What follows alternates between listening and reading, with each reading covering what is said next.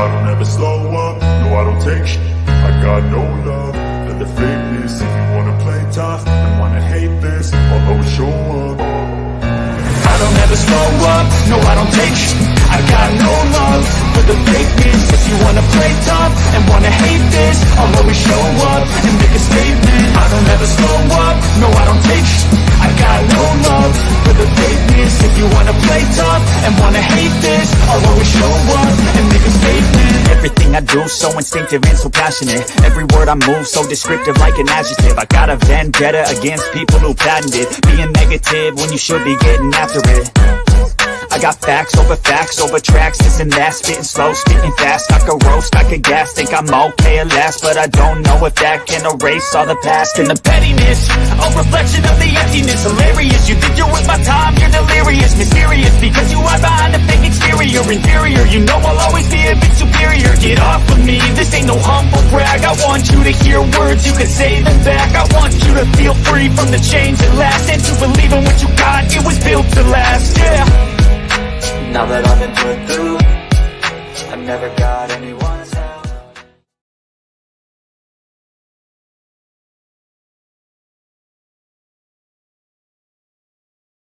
Hope everyone is doing well. So today I was going to talk about Kouri Richins, the Utah mom accused of poisoning her husband. But first, before I do that, I want to bring up, there was a 4-year-old missing from Memphis, and apparently his remains were found, and I'm gonna bring that up first before I bring up Kouri. So let me get rid of my alligators.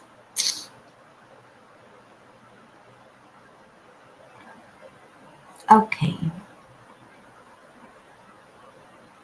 make sure you can see it. So it says, oh, hold on. I was about to read the wrong one. Mother of missing 4-year-old and boyfriend charged after child's remains found. Let's see what this says. My heart aches with this information. We just ask the community to wrap their arms and pray for this family. Breaking news: an uptown Memphis neighborhood waking up in shock. Memphis police finding a child's remains in the same area where they were looking for a 4-year-old girl named Sequoia Samuels. We're live this morning. We're getting new information all the time. Good Morning Memphis at 8:30 starts right now. I'm glad you're with us. I'm Valerie Calhoun. Yeah, I'm Ernie Freeman. We're at 8:30 on this Friday. It's June 16.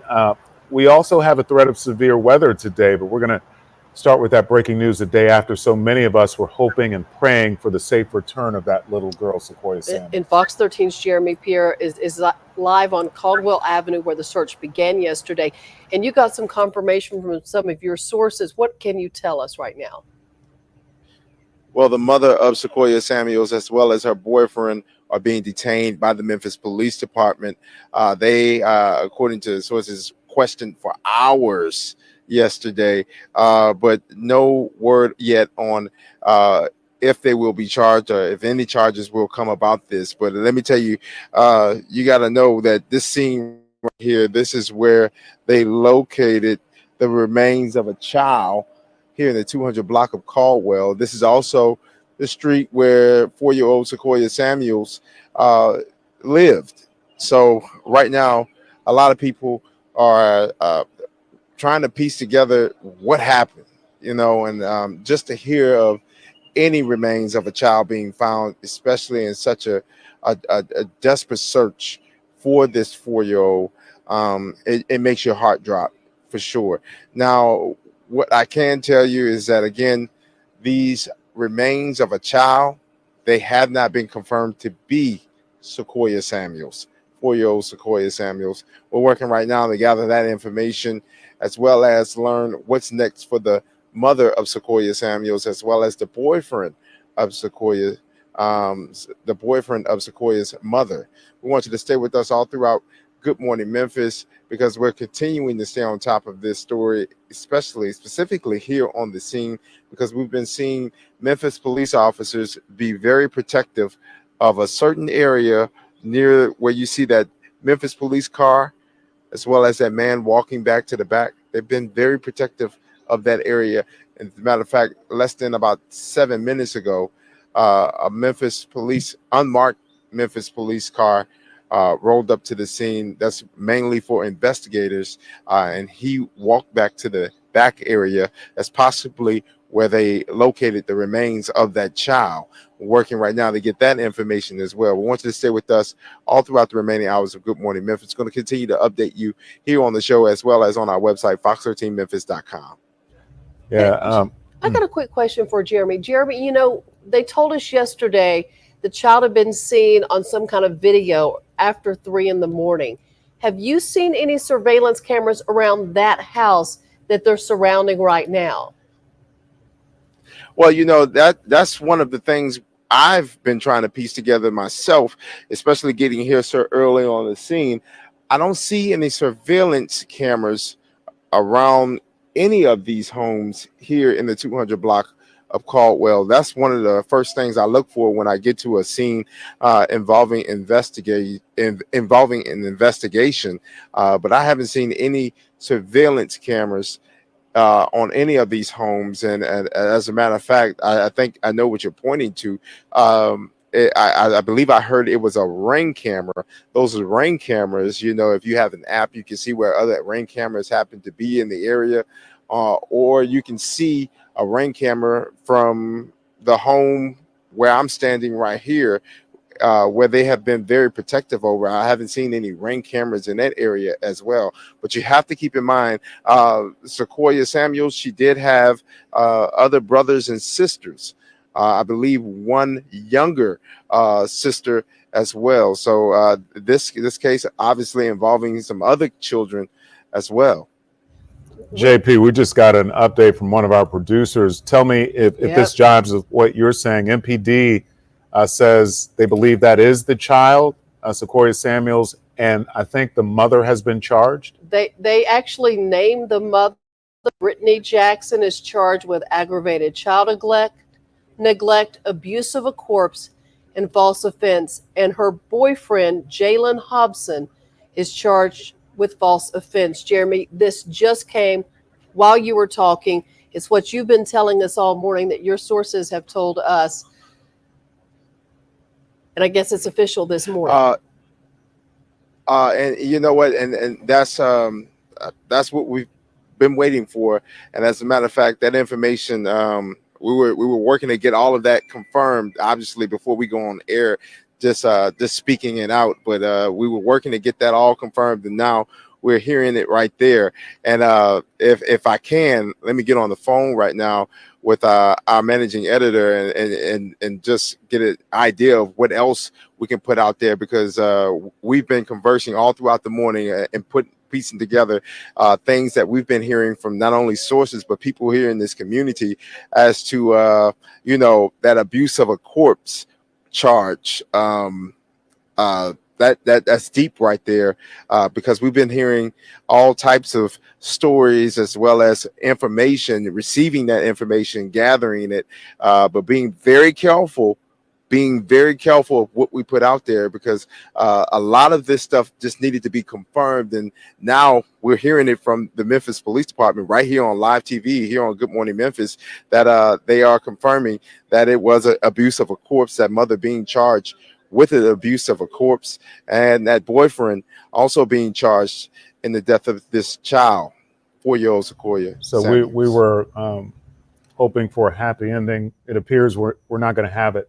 And just updating what we just said, the mother of Sequoia Samuels charged, and her boyfriend charged, and police say this is her. These are her remains they found. And I want to add this because Jeremy's talking a lot about that house where there's a lot of investigation going on right now. The police say the remains were found in close proximity to the apartment where Sequoia resided with her family. They do say, however, a positive identity has not been confirmed at this time, but the mother is charged with aggravated child neglect, abuse of a corpse, and a false offense report, which would be that call that my daughter's missing if they weren't actually missing. Yeah, so they have both, they were detained, now they're charged in this case. And they, again, as you said, they say they haven't made a positive ID, but they believe it's this 4-year-old girl's remains that they found. So this news just coming out. And in the community, it's got to be hitting hard. Yeah, and so, again, we were all hoping for a happy ending. It appears that is not going to be the case. And we have team coverage on this story. Carolyn Serta's been there talking with people, getting their reaction. And just to hear from the people she's talked to this morning, and now this, Carolyn, I know you could hear us on the air. I mean, reaction, and what do you think how people will react in that neighborhood? Yeah, well, sadly, that had been something that neighbors here were afraid of. They were pretty certain that that was going to be the case. Those that I've spoken with. In fact, just a little while ago, I spoke with a neighbor here. This is the apartment complex here in this direction that you guys are referring to. That is it. It's a small one, but a neighbor just next door, I spoke with him, the house just next door to this apartment complex, and he described being heartbroken about the news, of course, this morning, but also angry, frustrated, a lot of people as well. They spent hours in the heat yesterday searching for little Sequoia all day. And then the news this morning that sadly remains to be believed to be hers were found in this same spot where she had been reported missing, and now a mother and boyfriend charged. Listen to what one neighbor, again, he was frustrated, upset hearing this news. Here's what he had to say when I asked him about what he learned this morning. I can't even comment on it. I know words can describe how you feel. Just up. Yeah, that's a neighbor again here who lived next door to little Sequoia and her family. In fact, back out here live, he says from his front porch here, he has seen little Sequoia playing out in the yard of this apartment complex. He laughed a little, saying she was smiling, running around in her diaper, pull-ups. And that's a memory he has of little Sequoia. And so many people, what they're remembering this morning is sadly the community effort that all went into trying to bring this little girl home. And then hearing the news this morning, the heartbreaking news that she would not be coming home. Again, spoke with other neighbors. We're going to hear more from them when they're waking up to hear this devastating news. I'll send it back to you guys in the studio for now. Yeah, you answered the question I was going to ask. Do people know the family? And yes, he saw the little girl out playing frequently. Well, we're going to continue to stay on top of this developing story as it unfolds. We just brought you brand new information here in the last 10 minutes or so. We're updating the website, the news app as we go. We're live streaming both, and we're going to be keeping you updated on new details throughout this day. We'll be right back.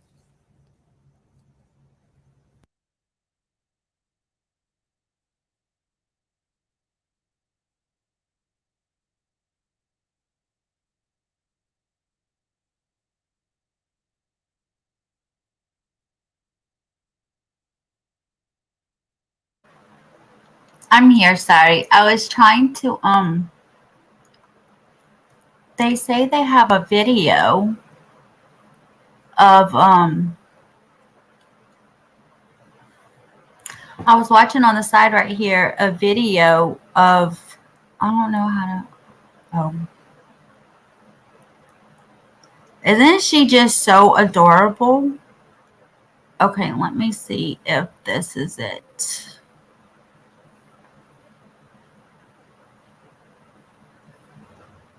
If it is, I will switch it over. I just want to make sure. But we got ads upon ads upon ads. Oh, this is live.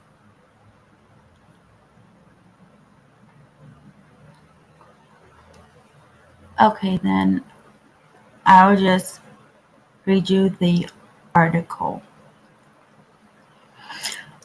Let me see. Share this one.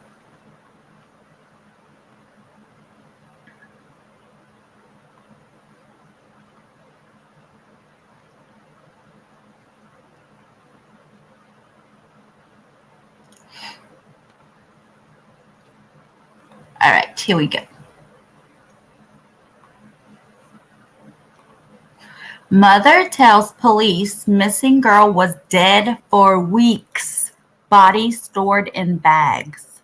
The mother of the 4-year-old reported missing Thursday told Memphis police the girl had actually been dead for weeks after an attack by her boyfriend, and that she and her boyfriend had stored the child's body in garbage bags in their house. Disgusting. How can This is according to a police statement dated 8:14 a.m. Friday, a day after police combed a North Memphis neighborhood looking for Sequoia Samuels after family reported her missing. Human remains were found nearby, and Memphis Police and Tennessee Bureau of Investigation called off the search Friday. The TBI said the child is believed to be dead. The child's mother, Brittany Jackson, is charged with aggravated child abuse, neglect, abuse of a corpse, and false offense report. Jalen Hobson, the alleged boyfriend of Jackson, is charged with false offense report. The Department of Children's Services confirmed it had prior contact with the family and has an open investigation.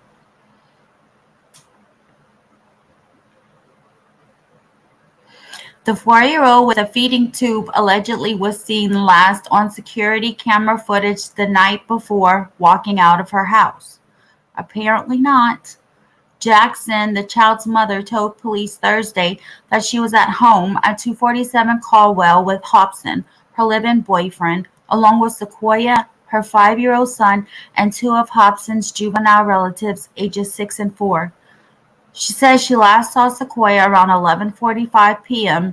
when she gave her a drink of water and put her to bed. She said she fell asleep on the couch, and Hobson later fell asleep with her. When she woke up and recharged her dead phone, she said she found text messages from her aunt stating, "The front door's open." That's when she said she realized Sequoia was missing and called police. However, Friday's document states that Jackson was later interviewed by the Homicide Bureau, and she told them she had given a false statement. According to the mother's statement to police, Hobson had physically attacked Sequoia multiple times in the previous weeks. After the last attack, the child was left unconscious. Hobson was unable to revive her, and Jackson did not render aid, she allegedly told police. Hobson put the child's body into several garbage bags, which they stored in the house until Thursday, the document alleges. Jackson maintained the corpse for several weeks until the bags were dumped in a garbage container with other garbage cans outside the apartment, the statement reads. Police executed a search warrant with a medical examiner at 245 Caldwell Avenue and collected the deceased child's remains, this document states. Those remains are believed to belong to Sequoia, and clothing found with the remains matches a description from the mother, police said. Hobson denied his involvement in the child's death. Shelby County court records show Hobson had active charges from a separate case in May. According to documents in that case, he and Jackson were arrested on May 6th at an apartment complex on Mimosa Avenue. Hobson allegedly was found with 6 guns in a car and a green leafy substance in his pocket that tested positive for THC. Jackson allegedly was in the car with him. Hobson was charged with criminal trespass, possession of marijuana, prohibited weapons, to wit, automatic switch, and prohibited weapons. Ghost gun, 3D computer generated. The ghost gun? The case is ongoing. What's a ghost gun?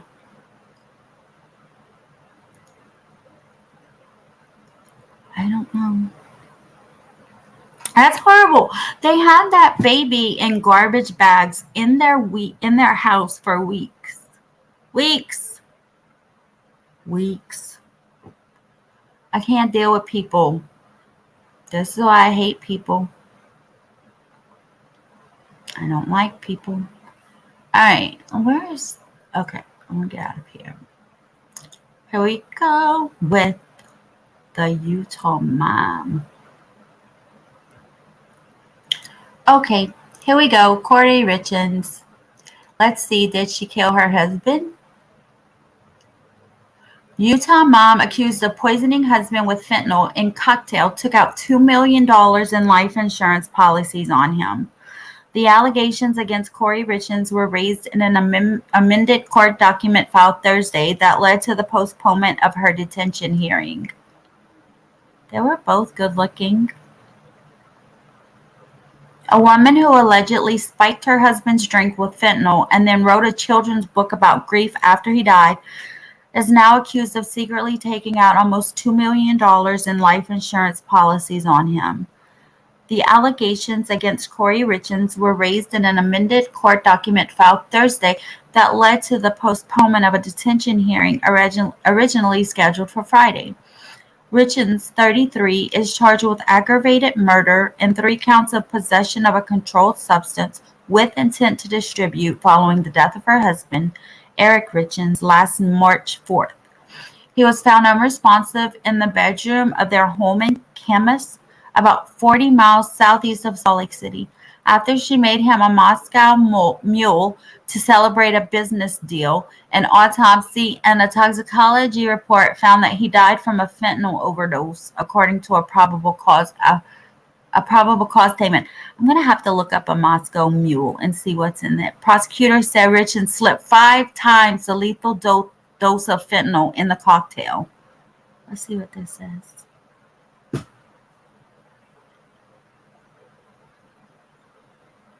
With Dexcom G7, you can achieve diabetes results without finger Doesn't have a sticks. mute button. See how extra So sauce we have affects to your go glucose, eight, making it easier to spend more time in 7, 6, range and 5, lower your 4, A1C. Manage your 8, diabetes with confidence. Sorry, Ad. You shouldn't have played. It has been more than a year since the death of Eric Richins. Now the family of the father of 3 is speaking out, saying they've long been suspicious of his wife, Kouri. Does Eric's family believe Kouri killed him? I think the family has always felt that Kouri was somehow involved in his death. The 33-year-old real estate agent turned children's book author has been charged with his murder. Police alleging she poisoned her 39-year-old husband last March with a massive dose of fentanyl. And according to court documents, Eric's family told investigators it may not have been the first time she'd poisoned him. He felt like Kouri was trying to kill him, and that if he did die, that she should be investigated for that.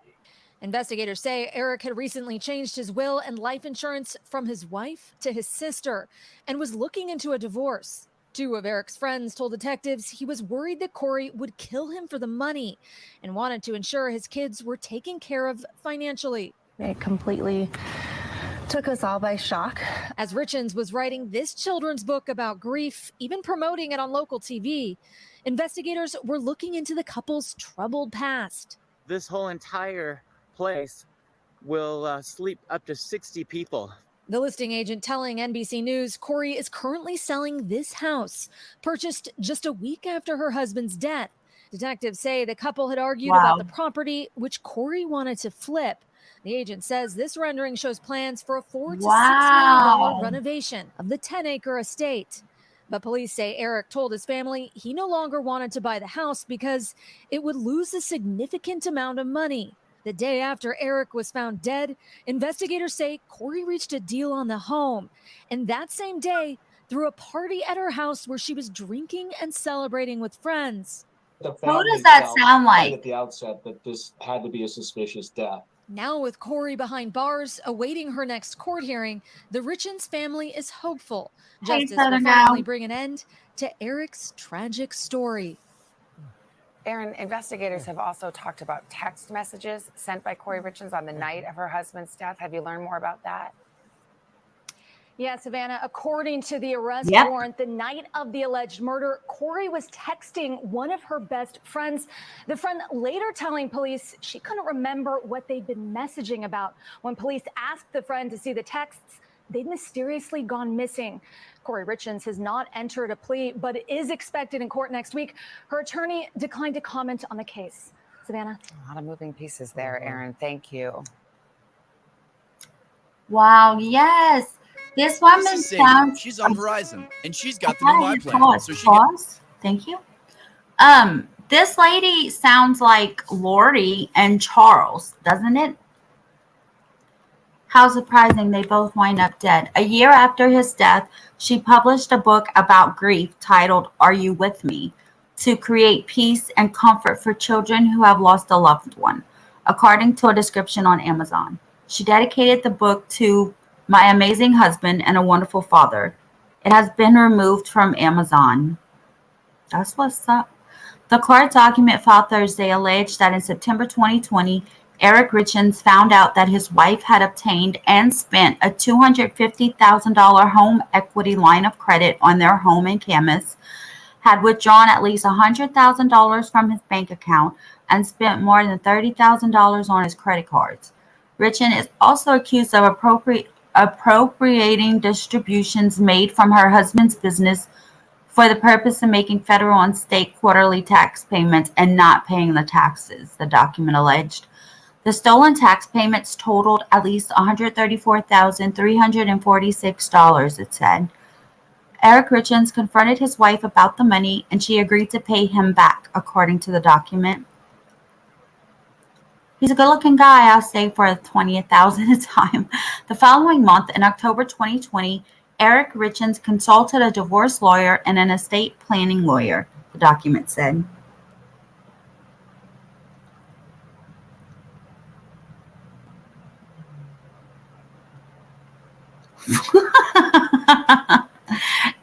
I don't know. It looks like a bottle of Tide and boiling water. That's what it looks like.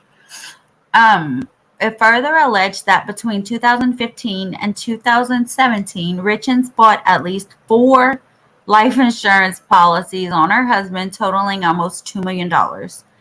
Eric Richins was unaware that she had purchased the policies, the document said. Richins also allegedly changed a separate life insurance policy that her husband had to list herself as the beneficiary. The policy had initially listed his business partner as the beneficiary. Eric Richins was alerted to it and was able to change it back to his business partner, the filing said.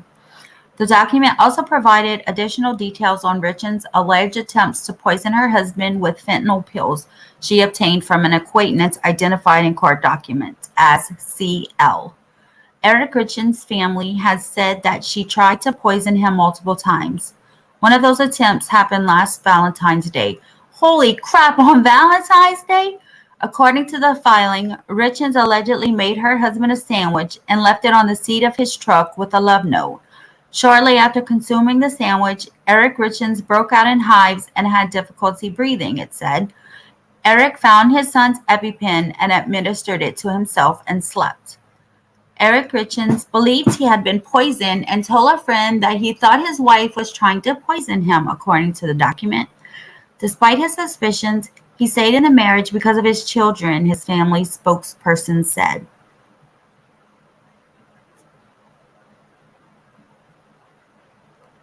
I don't think he was a bad dude at all from what I've seen and read. Late last February, Richins allegedly asked CL to get stronger fentanyl pills, the document said. Wow, I guess the one she had wasn't working. CL initially stated that the defendant specifically asked for some of the Michael Jackson stuff. What? During this request for fentanyl, but subsequently conceded that the defendant may have made the Michael Jackson reference during her first request for fentanyl, it said. The pop star died in 2009 at his Los Angeles home after having received a lethal dose of propofol. CL obtained the pills for Richins, the document said. Yeah. No, hold on. Okay. No, it doesn't say anything about that. Actually, he told his family, if something happens to me, it's her. Oh. Okay, I guess it's not going to work. It's just a minute long. I don't know what it is. It'll pop up whenever I'm done reading this. I'm sure of it. A medical examiner said that Eric Richins had 5 times the lethal dosage of fentanyl in his system when he died, and that it was illicit fentanyl, not medical grade. It is also believed he ingested the drugs orally, according to the statement. Days after her husband's death, Richins allegedly had a locksmith drill into his safe, which contained between $125,000 and $165,000 cash, according to Thursday's filing. When Eric Richins' sister suggested that Richins should not touch the money, she allegedly became enraged and punched the woman in the face and the neck. She's violent. Holy crap. She does sound like Lori Vallow. The document alleges that last March 9th or March 10th, after her husband's death, Richins told CL to leave more fentanyl pills in a fire pit at a home she owned. Prosecutors said they needed more time to provide discovery related to the new allegations in the document, according to a motion filed Thursday. Richins' attorney said they needed time to review the discovery and prepare for the hearing. The state amended the charging information and has not yet turned over discovery that supports it, Sky Lazaro, an attorney for Richins, said in an email statement. Therefore, we couldn't be prepared to argue about the sufficiency of the evidence. Whatever. Died in the snow.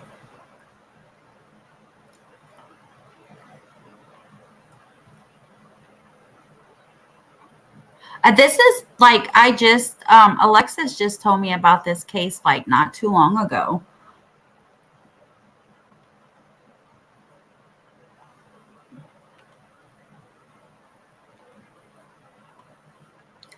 Kids author Kouri Richins explained her exotic vacations after husband's death in email to suspicious cops. Let's see if this one will load for me. It's just a minute long.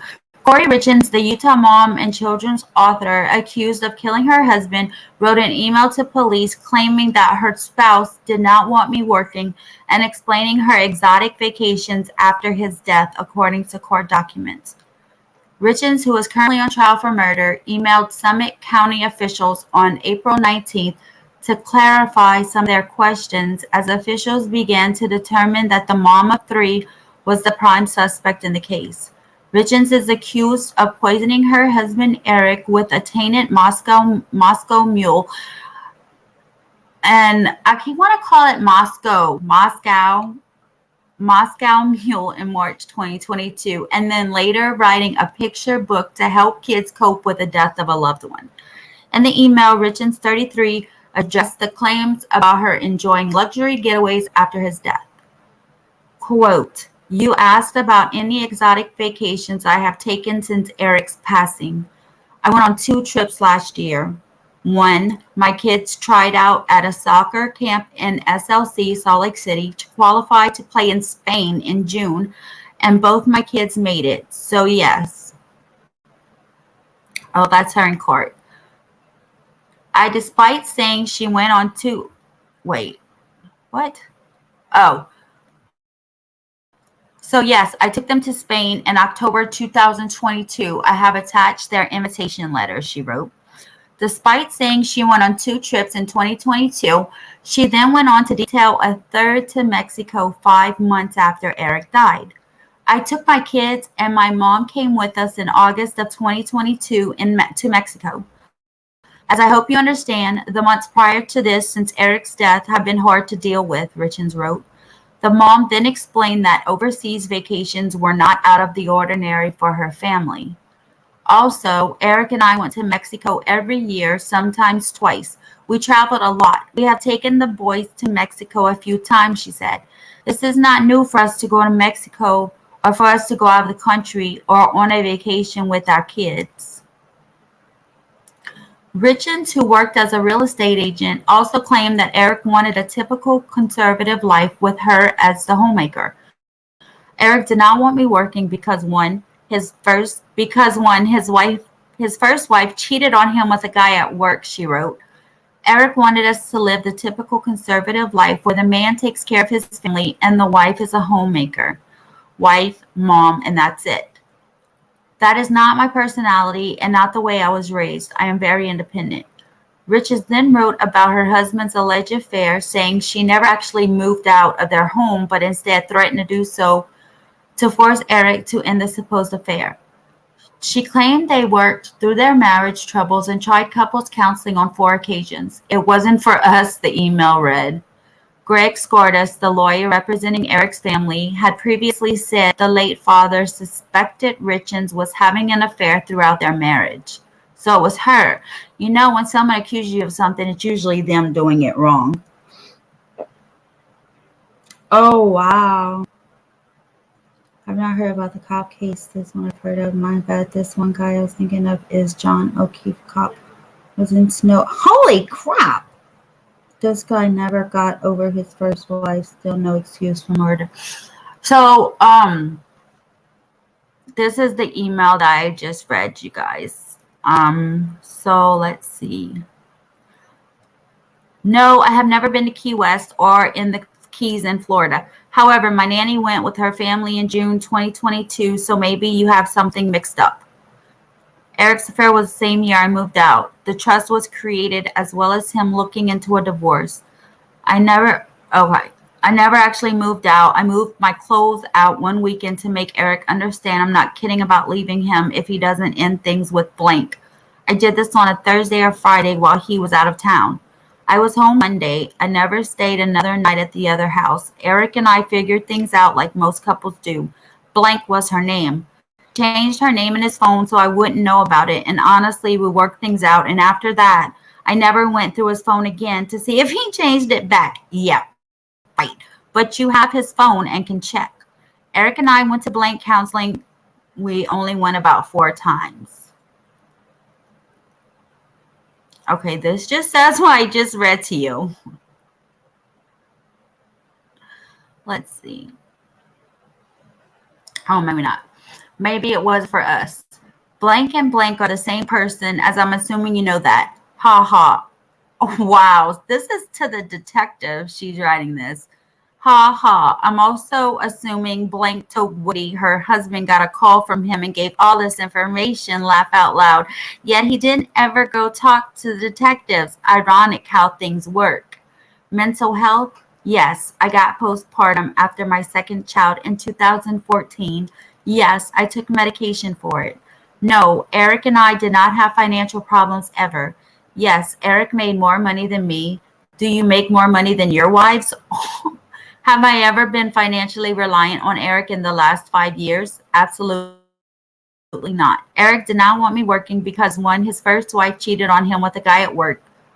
2, blank blank. 3, Eric wanted us to live the typical conservative life. Hold on, I read this already.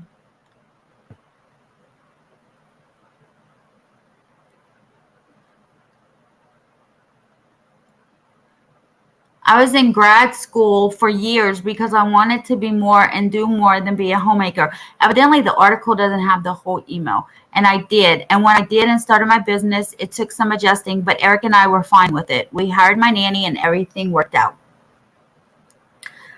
My nanny, blank, blank, moved out because she was enraged, and she and her fiance were moving in together. There was always supposed to be temporary. She's worked full-time for Eric and I for years prior to his death. If anyone can tell you about our marriage, it's her. She lived with us. Feel free to call her. Blank has already submitted her phone records to you to prove that your toll is incorrect. Blank will also be submitting hers over to you guys today or tomorrow. I'm working. Wait. Sorry, someone walked in here. I lost the spot. I'm working on getting mine. However, Eric's business partner is not being cooperative. But you can call Link and ask for them, and he would probably give them to you. And the phone number's redacted. I know what I went that night. There is no hole in my story. Hopefully, by obtaining 4 phone record documentation, you guys can see this too. Happy to clarify or provide anything else you may need. I just want this over. I just want our lives back and to move on and grieve and mourn my husband without looking over my shoulder constantly for you guys or the idiotic private investigator or the Richins family. Whatever I can do to help close this out, just ask. I'll give you or tell you whatever you want to know. Please check with the lab on those gummies. What? P.S. Chad, I hear you. What the hell? Go away. I hear you also know our good friends Blank. Their son and my son play on the same soccer team. When Eric passed, Blank took over coaching. You guys could even chat with them if you feel necessary, Kouri Richins. Are you kidding me right now?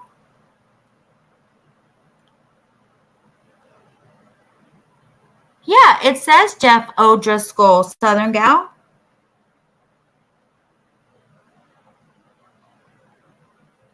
It says carbon copy Jeff O'Driscoll. Isn't that who you said? The name? Wait, hold on.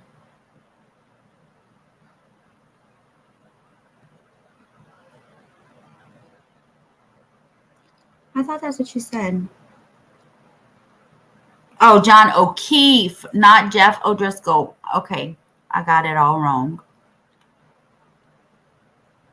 Richins also detailed her past mental health struggles, saying she suffered from postpartum depression after the birth of her second child in 2014 and that she took medication for it. She ended the letter by claiming that she was completely open to working with police on the case in order to end it quickly and end the alleged harassment from private investigators and her husband's family. I just want this over. I just want our lives back and to move on and grieve and mourn. Who's heard of this case? Who has the kid? Who has her kids? Whatever I can do to help close out this case, just ask. Yo, he was not a bad-looking guy. What the hell? Richins was arrested on May 8th and stands charged with first-degree aggravated murder and possession of a controlled substance for allegedly serving her husband Eric a Moscow mule laced with 5 times the lethal dose of fentanyl. She then wrote a children's book about the death of her husband and appeared on a local TV station to promote it. The book was published March 5th, almost a year to the day after Eric's death. Richins was also seen sobbing during the murder trial as she was confronted by Eric's family who duped her evil.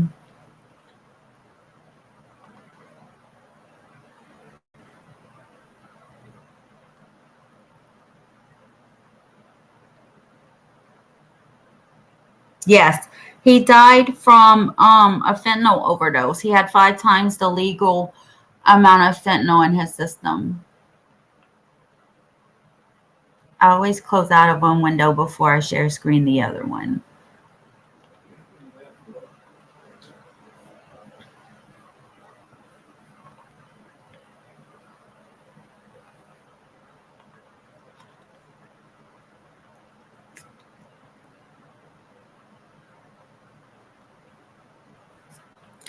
Okay. Kouri Richins to remain in jail while awaiting trial in husband's death. She looks evil. You know, she has a flat-looking pancake face like Letitia. I think it was at his home.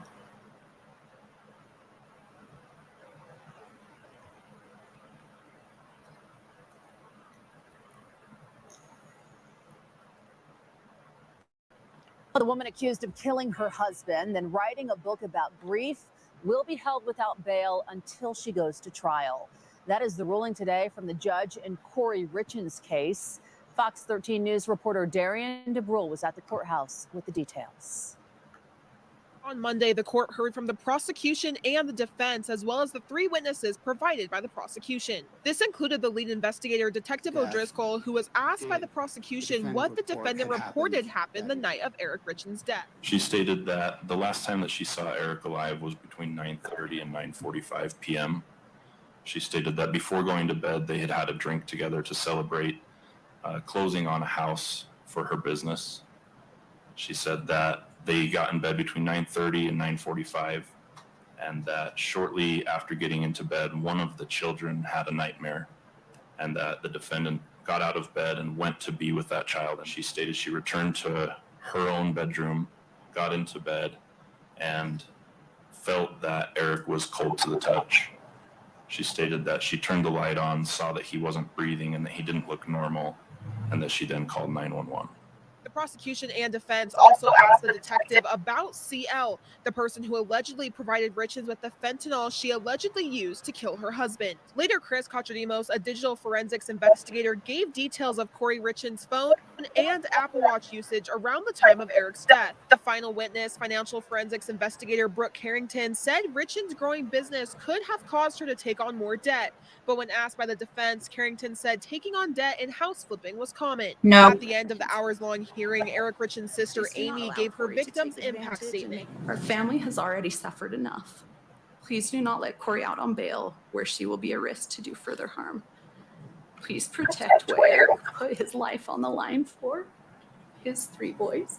Ultimately, the judge decided Richins will be held without bail as she awaits trial, citing the state's substantial evidence the defendant got fentanyl to cause the death of another person. A scheduling conference for this case is scheduled to take place on June 22nd at noon. In Park City, I'm Darian DeBrule, Fox 13 News, Utah.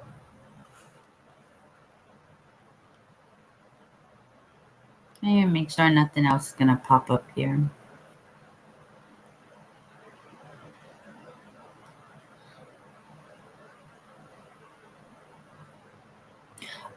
This detention hearing she had was 4 hours long. Kouri Richins, the Utah woman who was accused of killing her husband before authoring a book on grief, appeared in court Monday morning to determine whether she should remain detained or be granted bail. The judge determined that Richins would continue to be held without bail while she awaits trial. Aw, poor thing. Defendant's alleged conduct, as supported by substantial evidence, is especially dangerous, said Judge Richard Mrazek. Indeed, these circumstances constitute clear and convincing evidence that the defendant would pose a substantial danger to the community if released on bail. Evidently, they have some really big evidence against her. So I guess she did kill him. Richins appeared between her 2 attorneys Monday in front of a packed courthouse. She faces charges on criminal homicide, aggravated murder, and 3 counts of possession of a controlled substance with intent to distribute in the 2022 death of her husband, Eric Richins. Prosecutors called multiple witnesses forward in the hearing, and Detective Jeff O'Driscoll was the first to testify. That's what I thought you was talking about at first, gal. The thought of it is unbearable, Amy said. I am haunted by the horror of it.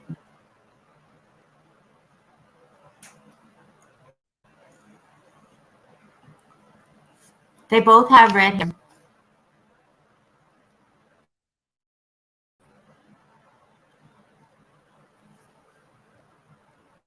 Y'all already know about my Wi-Fi over here.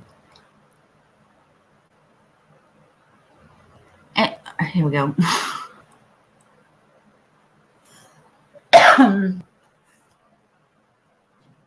Dear Judge Mrazek, I'm here today to represent my brother, Eric Eugene Richins, whose life was taken in a senseless act of poisoning on March 3rd, 2022. His wife, the defendant, has been accused of committing this crime. If she is found guilty, she has committed the ultimate act of betrayal. Eric is gone, and I am brokenhearted. He was my best friend and protector. The feeling of loss is so great it is visceral.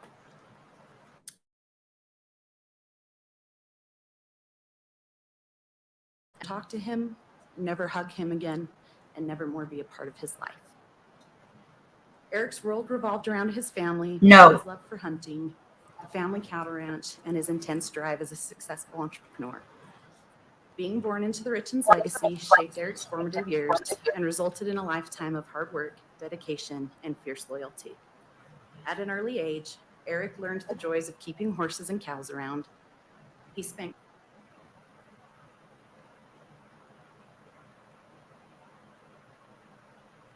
What just happened? Hold on. It just like went away.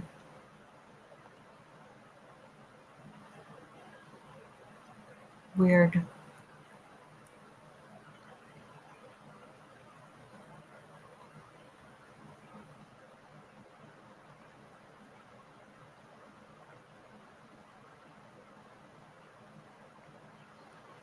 No, she was in jail. I mean, she was the book was written and she was on TV talking about her book and how it was coming out for sale on Amazon and stuff like that. So where did it go?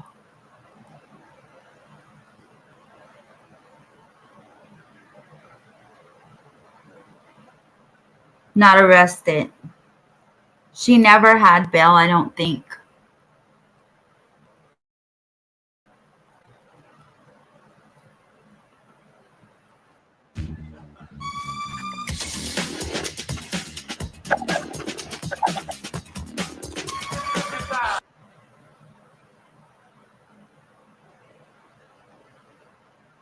Oh my goodness. My brother, Eric Eugene Richins, whose life was taken in a senseless act of poisoning on March 3rd, 2022. His wife, the defendant, has been accused of committing this crime. If she is found guilty, she has committed the ultimate act of betrayal. Eric is gone, and I am brokenhearted. He was my best friend and protector. The feeling of loss is so great it is visceral. And with the sorrow comes a wave of panic and not being able to see him again. I can never talk to him, never hug him again, and never more be a part of his life.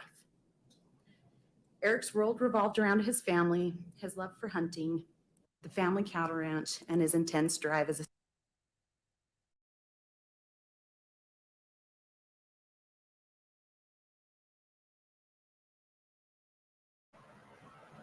I'm not doing this website anymore. I don't know what is going on, but it quit just automatically twice.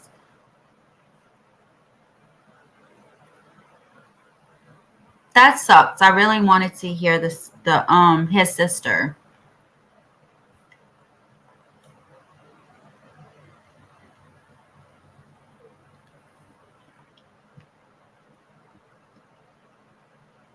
I got this, y'all. Don't worry. No worries. I was typing in chat. She gets to write a novel when she goes to prison.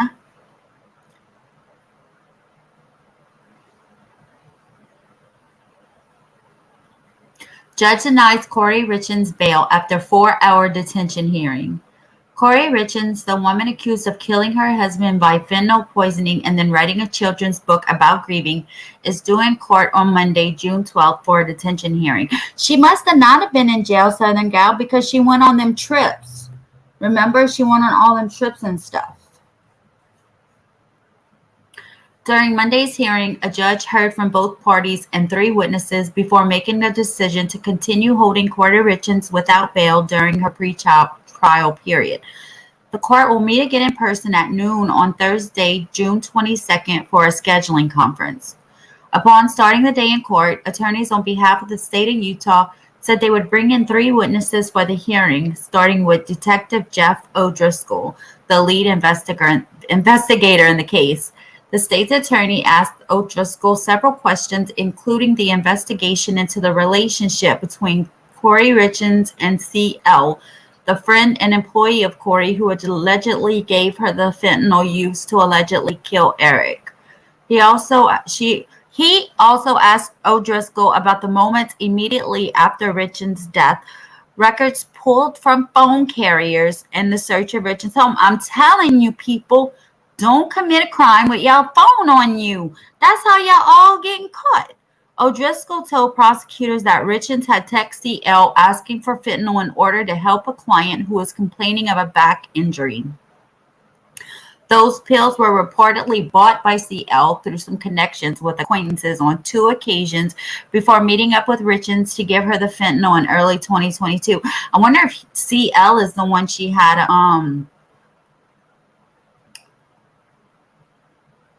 wait, is this prosecutors asked O'Driscoll if investigators had talked to the acquaintances to confirm those stories, which he said they did, and the story was corroborated. According to O'Driscoll, several calls and text messages were exchanged between Richins and CL, though because the messages were deleted from both phones, they were only able to see what timestamps of when the calls were made and when the messages were sent. The questioning turned to the moments immediately after Eric's death when Kouri called 911 saying Eric was cold to the touch and not breathing. She had reportedly performed CPR on Eric in an attempt to resuscitate him. During the recounting, Richins could see in the courtroom with her head down and a tissue pressed against her eyes. Don't cry now. Don't do it. Don't cry now. According to O'Driscoll, first responding paramedics said Kouri Richins did not perform CPR on her husband, despite telling police that she had before they arrived. EMTs told investigators that Eric began foaming at the mouth upon the start of CPR. Had Kouri performed CPR on Eric, that foaming would have happened earlier. O'Driscoll also said a search of the Richins home found bug-out bags, which were described as emergency use bags that include clothing and state IDs for every member of the Richins family in case they need to leave the house quickly. When the defense took over the questioning, they asked O'Driscoll about CL's employment with Kouri Richins, as well as specifics about the police interview with CL after Eric's death. I wonder if they said she worked as a real estate. I wonder if he works as a real estate agent also. O'Driscoll had mentioned Richins had written a check from her business account to pay CL about the time she also allegedly asked for fentanyl. Richins' defense asked if it was possible the check could have been written to pay CL for cleaning the houses for real estate business. Ooh, maybe they're a cleaner. O'Driscoll responded that he didn't want to speculate, but admitted it was a possibility, probably maintenance. The defense also brought up CL's history with drugs, saying she was on drug probation. Oh, CL is a woman. The defense said during the police interview, investigators had told CL about the punishment she could be facing, including federal charges and a prison sentence for breaking that probation. I gave her the opportunity to tell us upfront if she was willing to cooperate, or if we shouldn't bother with interviewing her, O'Driscoll said. He said it was a common tactic in law enforcement to leverage charges for information. O'Driscoll told the defense that CL went back to back on her memory what the specifics of each transaction were with the drugs, whether it was an in-person handoff or if CL had left pills in a fire pit at a home owned by Kouri Richins' real estate company. Oh, she owned it. He also said CL could not remember specific dates, but said that as the officers presented more information, it helped her more, which the defense questioned. The defense asked O'Driscoll about the interview with Eric's best friend, J.S., and said investigators presented J.S. with 3 possible scenarios. Either Eric had overdosed himself, someone did it to him, or it was accidental. O'Driscoll said J.S. said he couldn't see Kouri Richins poisoning Eric and that he believed she didn't have anything to do with his death. J.S. reportedly said he, Eric, and another friend would confide in each other about their marriages, which is how he had insight into Eric's life.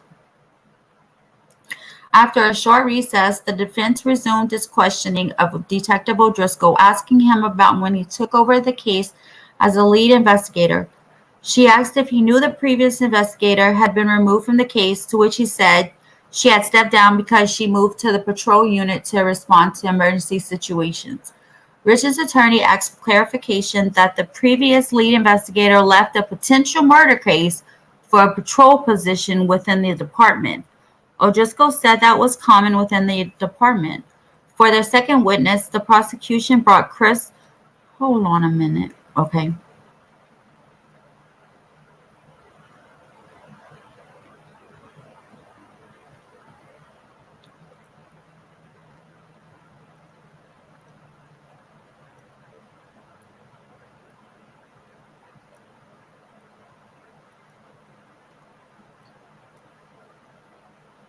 For their second witness, the prosecution brought Chris Kotrodamus up to the stand, a private investigator formerly with the Salt Lake City Police Department and Salt Lake County District Attorney's Office, who specializes in digital forensics.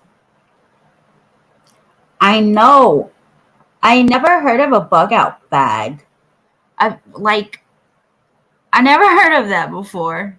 I mean, we have bags that you make, like if you have a hurricane in case you have to leave, right away or whatever for emergency, but we've never called them a bug out bag. That's crazy. Throughout his questioning with the state, Kotrodamus broke down what was found through investigations of both Richins' phones. Kotrodamus said he was able to tell when the phone was locked, unlocked, and used to make calls or send messages, or how it was moved. Didn't we learn this in Alec Murdaugh's trial? Including GPS data from an Apple Watch during the time of Eric Richins' death. Kotrodamus also told the prosecution that her phone was pinged at a Maverick gas station where she allegedly received fentanyl from CL for about her phone pinged at the gas station for an hour. I thought she was with CL at the gas station getting fentanyl for an hour. I was like, what the hell?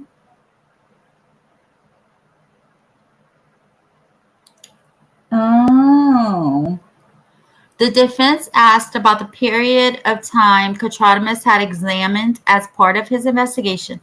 When he said he had a window of time that he examined starting in January 2022, the defense asked if he wouldn't know then if the number of times Kouri Richins and CL were talking was normal for them prior to January 2022.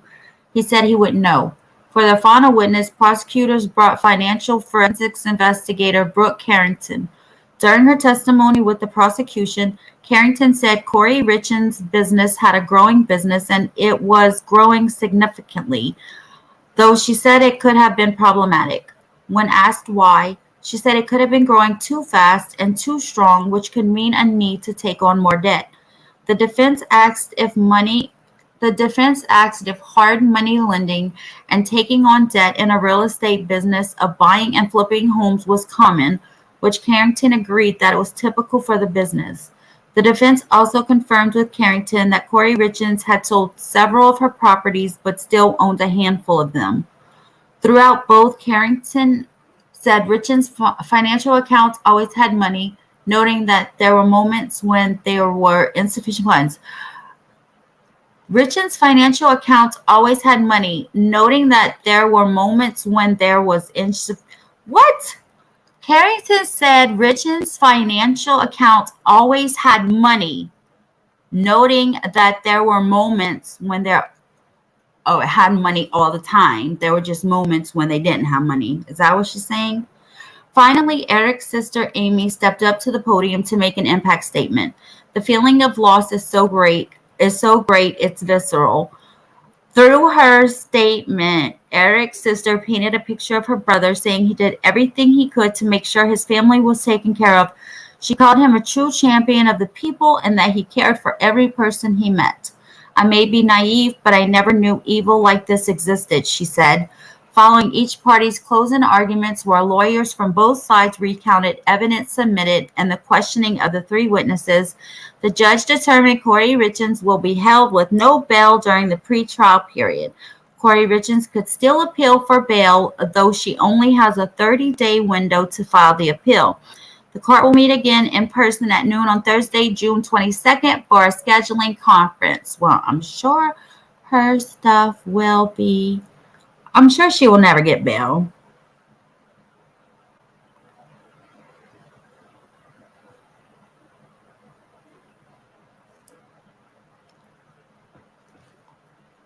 Okay, y'all see it?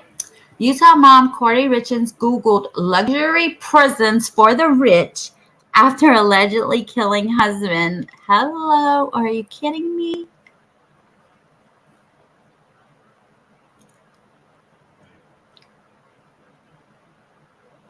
Oh, no. Oh, no.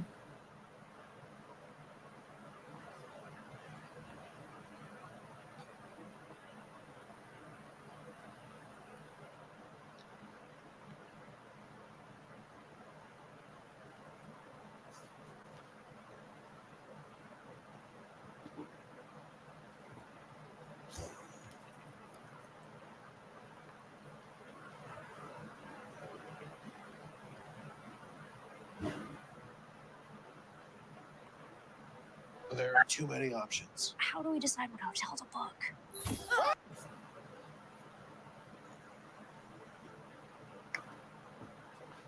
What do y'all have to Southern Gal, I don't remember where you live.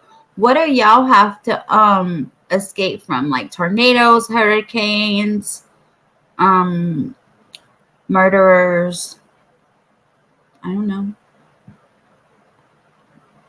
What did I say? Oops, I thought it was over.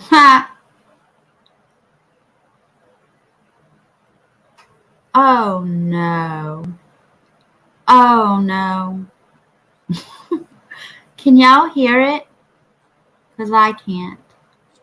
The attorney for Eric Richins' family is Greg Scored, and he's with me now. And sir, thank you for your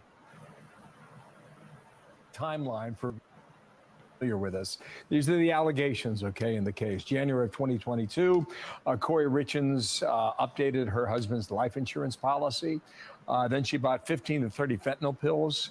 And then he became ill, claims he's been poisoned. She buys another $900 worth of fentanyl. Then he was found dead on the 4th of March in his bedroom from an overdose. She then goes to writing a book that's published a year later to the month, March of 2023. And then on Monday, you see there, charged with murder. Can you lay out for us what you believe is the key evidence against her at the moment?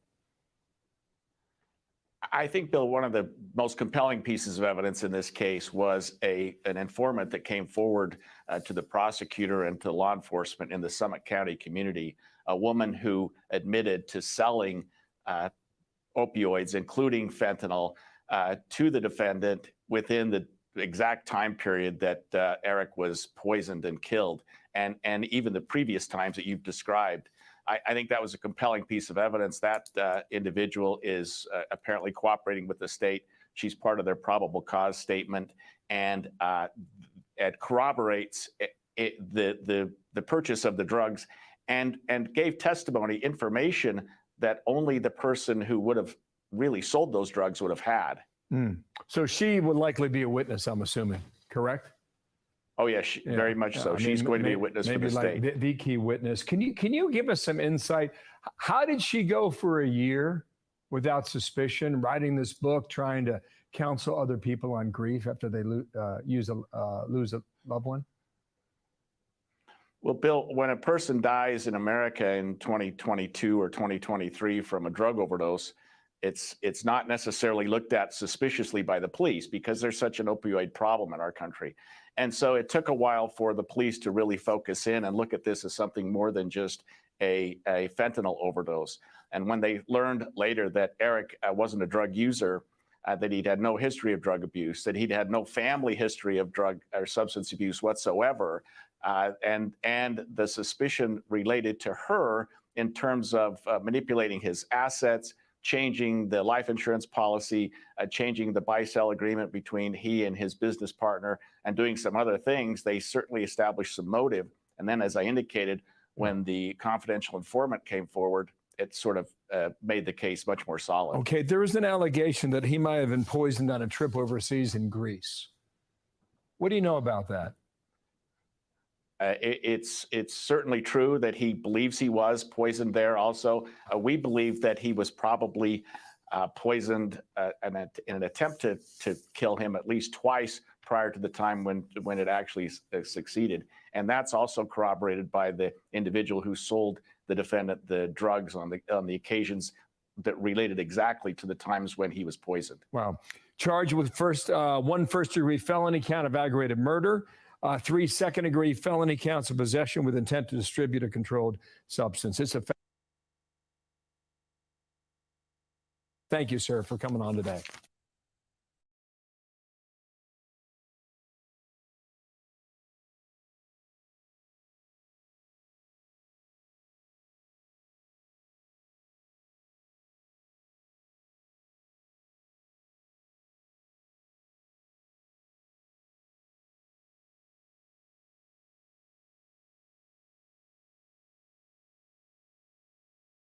Of your husband, especially if your husband's dead and you're the one accused of murdering him, because that is what happened for Kouri Richins today in her bail hearing.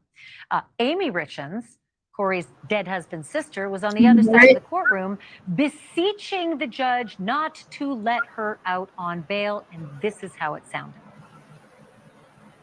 There's not been a day that has gone by we have not lived with paralyzing anxiety and fear, worrying for the boys' lives as well as our own. I may be naive, but I never knew evil like this existed. She seems devoid of moral sensibility, and there is no telling what she will do if she is released. Well, either that worked or the judge had a plan before even getting into that hearing, but denied. No bail. Kouri Richins is remanded in custody, and that's where she's going to be sitting pretty until her trial. For their part, her lawyers said last week there's no evidence that Kouri murdered her husband. They said that most of this case is circumstantial.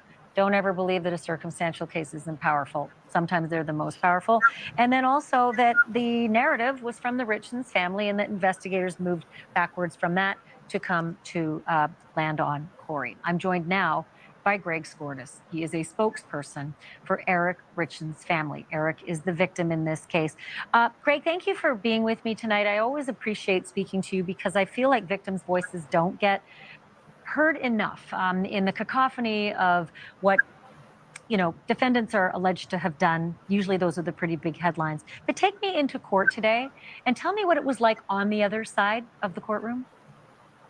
Yeah, I actually think Alex did a good job in the prior segment, actually, when he described it. But it was interesting because it's not the kind of hearing you typically have. It's not a trial, obviously. It wasn't a preliminary hearing.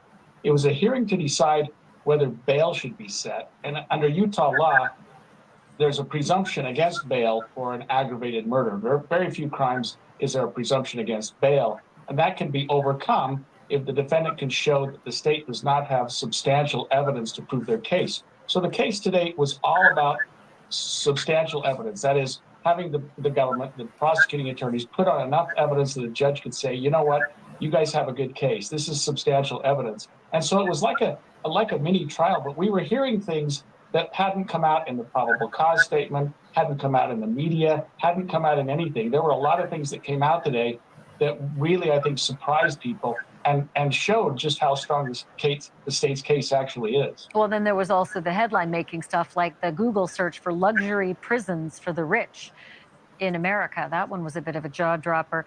This is a very serious case. I said it before, aggravated murder doesn't get any more serious than that. And one of the penalties she could face is the death penalty. So, anything from 25 to life to the death penalty. Greg, you're a lawyer. I know how this works. Female defendants, sometimes it's a little hard for jurors to look across the courtroom and say, I think she should die for this. And she's also a mother of 3, which would mean 3 children would have no parents. Do you think that's going to factor into whether the death penalty is something that is sought and whether it actually ends up being a reality in this case?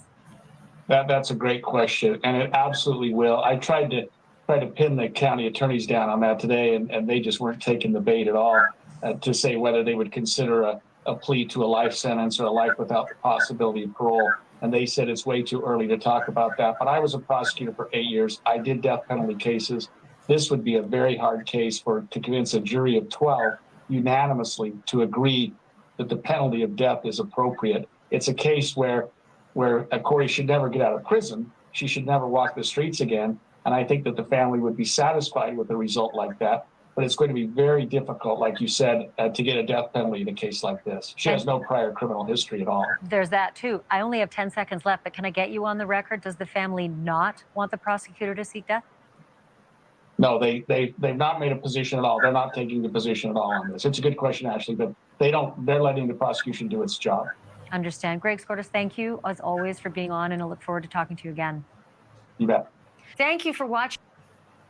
So they don't think that they will go for the death penalty because she has 3 kids and they already don't have a dad and you can't take a get out of here.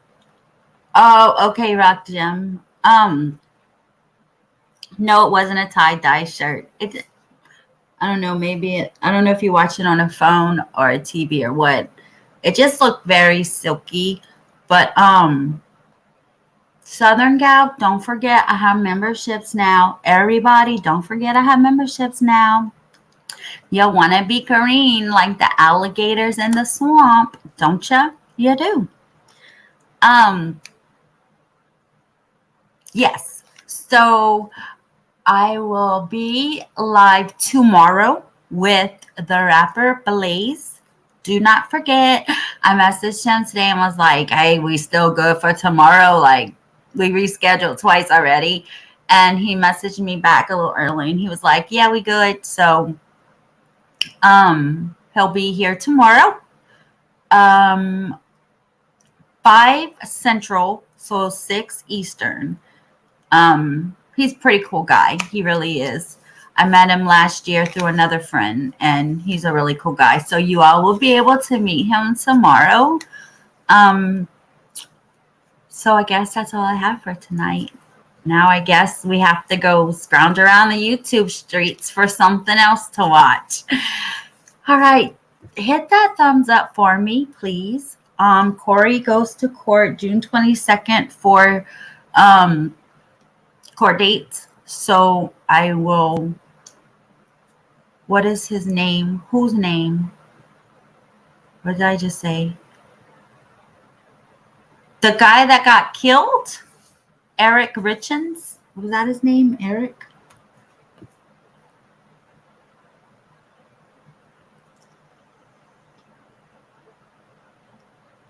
Oh, his name is Blaze. He's an independent artist, an independent rapper, and he lives in Phoenix, and he's from Flagstaff, Arizona.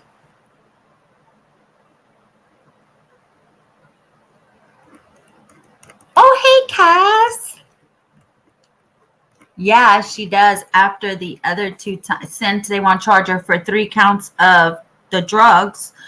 And 1 is for the murder. The other 2 would be attempted murder. But I don't know. I don't see them doing that because if they get her, I don't know. I was going to say if they get her on the murder charges, then then attempted murder wouldn't be needed because she's either going to get life or death. Obviously, they have death in Utah because they were just talking about it. Oh, that's not AF. That's Flagstaff. Sorry. So I don't know. We'll have to wait and see. But June 22nd, I'll get the other dates for court, and I will let you all guys know. And earlier, I did play the hearing from Lori Vallows. I played the recording, the audio of Lori's hearing for a new trial, and we all know she got denied for that. So her next court date is sentencing on July 31st. Then once that's over and she's sent to a prison in Idaho, then Arizona's extraditing her, and then she'll be in Arizona. Oh, I'm sorry, Kaz. I usually see you first all the time.